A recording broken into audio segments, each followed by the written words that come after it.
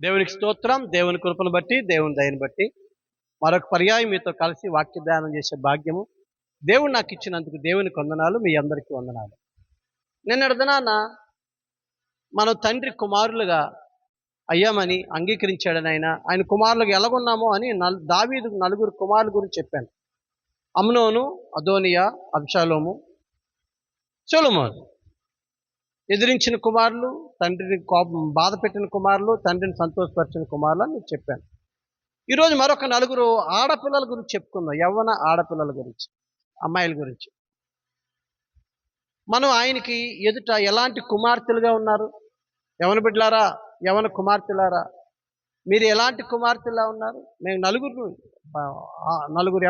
పురుషులు చూపించాను కాబట్టి నలుగురు అమ్మాయిలు చూపిస్తున్నాను ఈరోజు ఎపిసోడ్లో. మొట్టమొదటి అమ్మాయి యాకోబు కుమార్తె. ఆమె జీవితంలో చూడండి ఎలా ఉందో. అసలు ఇశ్రాయేలు పిల్లల బట్టి ఆనందపడతారు. 144వ కీర్తనలో దావీదు తన యవ్వన బిడ్డల బట్టి ఆనందపడ్డాడు. ఏమని ఆనందపడ్డాడు? మా కుమారులు ఎదిగిన మొక్కల వలె ఉన్నారు, మా కుమార్తెలు నగరునకే చెక్కబడిన మూల కంబములలో ఉన్నారని చదువుతాం కదా. అంటే దావీదు తన యవన సంతానాన్ని బట్టి ఆనందపడుతున్నాడు. ఈరోజు యవనస్తులు బట్టి తల్లిదండ్రులు ఆనందపడుతున్నారా? దావీదుకి నలుగురు పిల్లల చరిత్రలో, నలుగురు కుమారుల చరిత్రలో ముగ్గురు కుమారులు దుఃఖపరిచారు. సొలొమోను ఆనందపరిచాడు అని చెప్పుకున్నా. ఈరోజు నలుగురు కుమార్తెలు. యాకోబు కుమార్తె దేనా ఉంది కదా, ఆమె జీవితాన్ని చూడండి. ఆమెకు 12 మంది అన్నదమ్ములు. అందును బట్టి తండ్రి ప్రేమ, అన్నదమ్ముల ప్రేమ, ఇంతమంది మధ్యలో ఒక ఆడపిల్ల పుట్టిందంటే ఎంత గారాబం ఉంటుందో, ఎంత ప్రేమగా చూసుకున్నారో. తండ్రి ప్రేమ, అన్నదమ్ముల ప్రేమ పొందుకొని గారాబంగా పెరిగిన బిడ్డ తండ్రిని లేకుండా, అన్నదమ్ములు తోడు లేకుండా ఒంటరిగా దేశంలోకి వెళ్ళి అదేలాగుందో ఇదేలాగుందో చూసొద్దామని వెళ్ళి వాళ్ళు వారించి ఉంటారు, వారు వద్దని చెప్పుంటారు. కానీ ఆ విచ్చలవిడితనము లేకపోతే భయం లేని తనం వల్ల ఆమె వెళ్ళిపోయి చివరికి తన శీలాన్ని పోగొట్టుకొని తండ్రికి అవమానం తెచ్చి కుటుంబానికి అగౌరవం తెచ్చిన బిడ్డ. అంతేకాదు అన్నదమ్ములు ఆమెను బట్టి అంతకులు కూడా మారారు. కుటుంబం గొడవల్లో పడిపోయింది. దేవుని బిడ్డ, దేనావలే నీ జీవితం వల్ల దేవుని నామానికి అవమానం, నీ తల్లిదండ్రులకు దుఃఖం కలిగించి ఆడబిడ్డగా ఉండొద్దు దయచేసి. కానీ యెఫ్తాకు ఒక కుమార్తె ఉంది. యెఫ్తా యుద్ధానికి వెళ్ళి వస్తూ నాకు ఎవరు ఎదురొస్తే వాళ్ళు నీకు మొక్కుబడి చెల్లిస్తానని అంటే ఎదురుగా కూతురు వెళ్ళింది. కూతురుతో యెఫ్తా చెప్పాడు, అమ్మా నేను ఇలా దేవుడికి మొక్కుకున్నాను, ఎదురొచ్చిన వాళ్ళు బలిస్తానని. నువ్వే ఎదురొచ్చావు, నువ్వు ఎదురొస్తావు అనుకోలేదు. కానీ బలిస్తాను మాటిచ్చానమ్మా దేవుని కంటే. నాది నువ్వు చెప్పినట్టు చేయి, నాకు 2 నెలల సమయమి.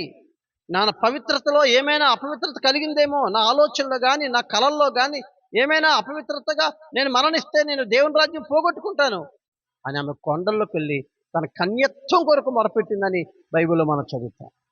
తండ్రిని సంతోషపరిచి, తండ్రి మాటకు లోబడి, దేవుని బట్టి పవిత్రతను కోరుకునే యవ్వన బిడ్డ యెఫ్తా కుమార్తె. దీన యాకోబు కుమార్తె విచ్చలవిడితనానికి అలవాటు పడుతుంది. ఈ రోజుల్లో చూడండి, విచ్చలవిడితనం ఎక్కువైపోయింది, భయం లేనితనం ఎక్కువైపోయింది. సమాజం భయంకర పరిస్థితులకి వెళ్ళిపోయే పరిస్థితి వచ్చింది అందుని బట్టి. కాబట్టి నువ్వెలా ఉన్నావో చూసుకో. కాబట్టి యెఫ్తా కుమార్తె తండ్రికి లోబడిన కుమార్తె. అంతేకాదు నయమానికి సువార్త చెప్పింది ఎవరంటే ఇశ్రాయేలు దేశపు చిన్నది ఒక యవ్వన బిడ్డ, చిన్న పాసి పని చేసుకునే బిడ్డ ఒక సైన్యాధిపతికి సువార్త చెప్తే ఆయన మారడానికి కారణమైంది, స్వస్థతకు కారణమైంది.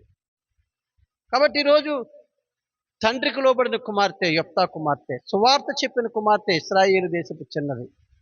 అపోస్తుల కార్యాలు 12:12లో మార్పు పేరు గల యోహాను తల్లి అయిన మరియ ఇంట్లో సంఘం ఏకీభవించి ప్రార్థన చేస్తుంది. పేతురుని చెరసాలలో పెట్టారు. అప్పటికే యాకోబుని చంపేశారు. ప్రార్థన చేస్తున్న వారందరిలో విశ్వాసం ఉందో లేదో నాకు తెలియదు, కానీ రోదేకి విశ్వాసం ఉంది. ఆ సంఘము పేతురు విడిపించబడాలని ప్రార్థన చేస్తున్నది కాబట్టి ఖచ్చితంగా పేతురు విడిపించబడతాడని పేతురు కొరకు ఎదురు చూసిన బిడ్డ ద్వారం దగ్గర నిలబడి. రోదే విశ్వాసం కలిగిన యవ్వన బిడ్డ.